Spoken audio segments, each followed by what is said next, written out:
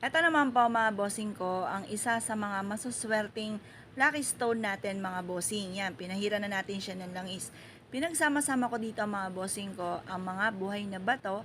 Ganon din po mga bossing ko yung mga bato na may mga guhit, yung wishing stone mga bossing. Yan po yung ordinaryo po niya ngayon. Papahira natin lahat po mga bossing. At ang langis na ito ay sinala po natin. At ang langis na ito mga bossing ko ay may mabangong amoy mga bossing. At ito po ay ibinabad mga bossing ko sa iba't ibang klase ng herbal na nagdudulot ng swerte. Yan po, gagawin nating espesyal ang ating mga wishing stone mga bossing. Ayan po siya mga bossing, isa-isahin po natin siya na pupunasan ng langis na mga pampaswerte.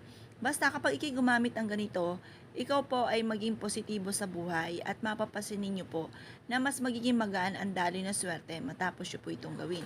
Iba't iba po ito, may mabulaklak na bato, may wishing stone, may buhay na bato. Yan,